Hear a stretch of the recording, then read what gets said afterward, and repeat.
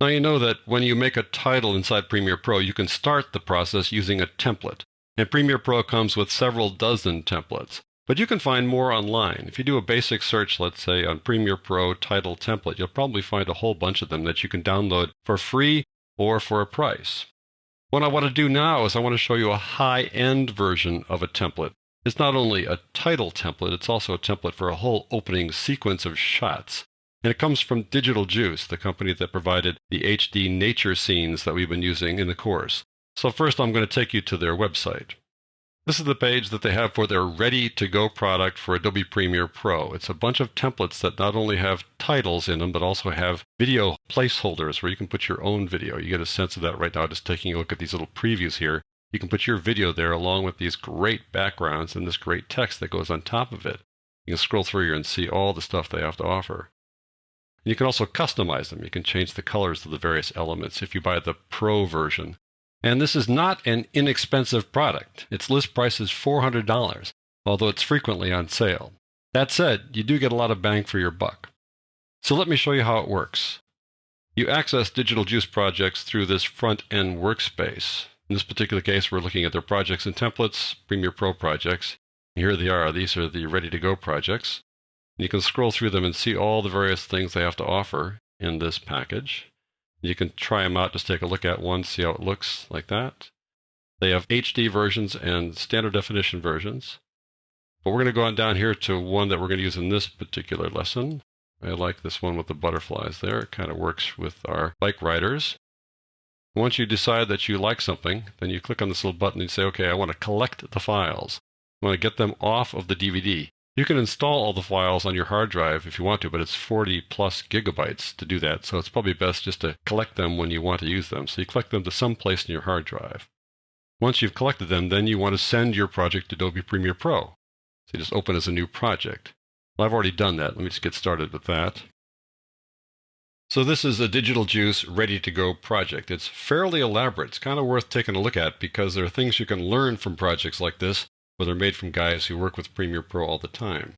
First of all, I see these green clips here. They're all nested sequences. These little ones here are the nested sequences where you insert your own video clip. If you go right here, you'll see that this is a placeholder.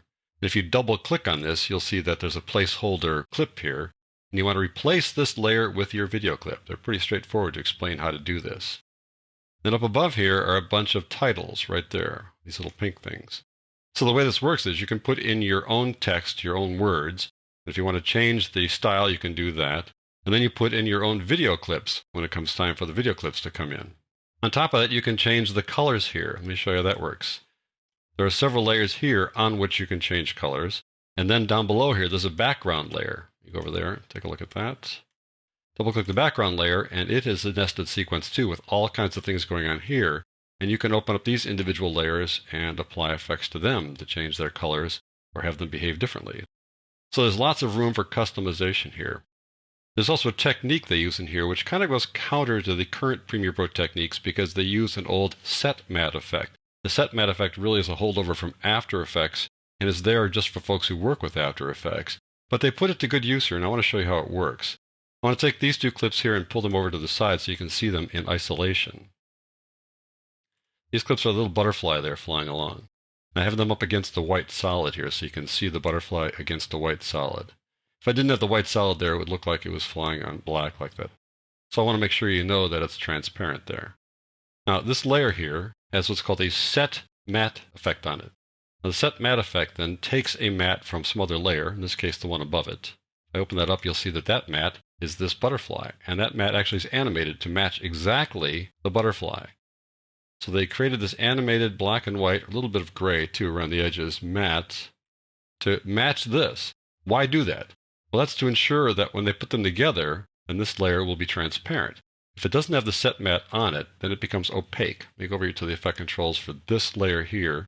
I'm going to turn off the set matte, and now it becomes opaque. You wouldn't be able to see what was below it unless they had that matte on top to make it transparent around here. So they chose to use the set matte instead of the track matte. The track matte would be the sort of default behavior these days. The set matte is this kind of holdover from After Effects. But the other thing they did that kind of is interesting is that they used this little checkbox, pre-multiply matte layer. I've mentioned this pre-multiplied thing before when I talked about the remove matte effect, and I said the remove matte effect is kind of a technical effect that you probably won't work with unless you work with After Effects. So lo and behold, here is this process. They pre-multiply this matte layer right there. And what that does is it kind of puts a little bit of a fringe around the edge there, the tiniest of fringes, to make sure that the color goes all the way to the edges. And then they use the remove matte to make sure the fringe doesn't show up in the finished product. It's just one of those things that's an extra level of fine tuning. This really is a high-end product here, and they really want to do it right. But let me show you what it's like. Let me show you how fine-tuned it is. I'm going to zoom in on this butterfly, go to about 200% or so. Now you can see the edges of its wings there. Against white, it's really hard to see this, so I'm going to get rid of the white solid here to show you against black. Now, here is the butterfly wing with the set matte on it and the remove matte on it, and the pre-multiply option. If I turn off the remove matte, look at the difference. You can barely notice it, and maybe even on your monitors you won't see it. With the remove matte on it, gives it just a little bit of an edge. With that off, the edge kind of goes away. It's so subtle that I can't imagine anybody even seeing it at all from any distance whatsoever, even here when this is in motion. But they just took this extra step here just to clean things up to make sure it was really sharp when that butterfly was flying over that background. Just a nice little extra trick. And this does show you that you can use the remove matte, but typically use it when you've got a pre-multiplied matte layer like that. Let me just put these guys back in the proper position just to show you how the workflow goes here. First order of business is to change the text. So I'm going to go over here so you can see it. I'll go back out to fit here. I want to change the main title. So I just double click on it to open up the titler, and I would change it. I could just highlight it and type in something else like My Big Movie. And then if I wanted to, I could change the style, but I love the style they've got here, so I'm not going to mess with it. They really were careful to make it match the color of the butterfly. So I'll click on that and we're done with it. And there it's going to show up. Now, My Big Movie. It's a little blurry because there's some motion here. Other than that, when I get past the motion, you can see it settles down. That's the first thing you do. You customize the text to suit your purposes. Then the next thing you do is you put in some video clips. So I'm going to go to this first clip here. I'm going to double click on it to open up the nested sequence. There it is. It's just the placeholder. It's just an image file, the PNG file. The thing is, the clip here is like 45 seconds long. It doesn't need to be that long because back here, the little segment that's going to play is only 6 seconds. And how do I know it's 6 seconds? It says duration 180. What do you mean by that? Well, this project has one more little anomaly in it. It uses frames instead of time code. Notice these numbers here, just 39. Those are frames, not time code. If you want to change the time code, just right click on it. Say we'll go to time code. Now they use frames because if you're going to use this with PAL and NTSC, PAL is 25 frames per second, NTSC is 29.97, or basically 30 frames per second. And so this way they don't sort of lock themselves into one format or the other. So I'm going to go to 30 frames per second drop frame time code because that's NTSC we're working on here. If I hover over this now, you'll see that it is 6 seconds.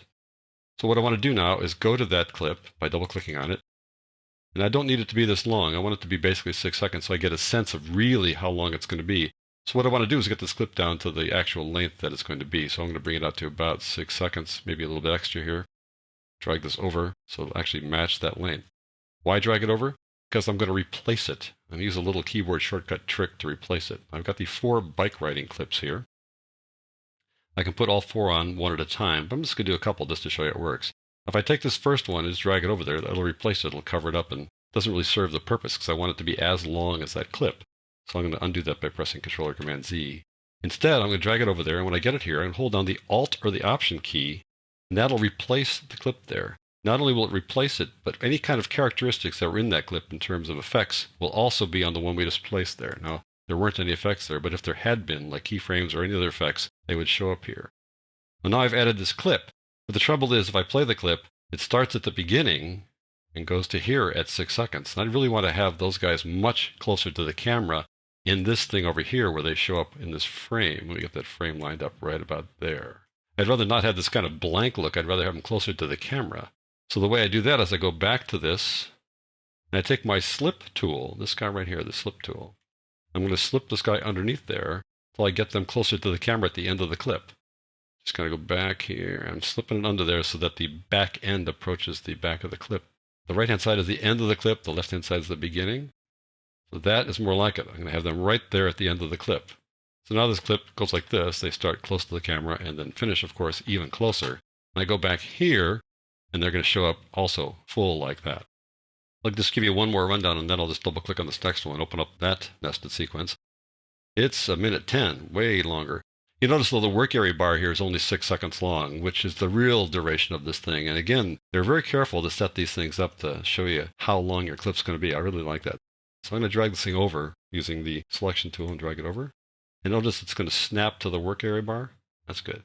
That's the real length. That's telling you how long this really is. Take the second bike riding clip, drag it over there. I'm going to press down the Alt or the Option key now, and now it's going to fit that clip. Again, I want to use the slip tool on it so that they're really close to the camera when they appear on scene.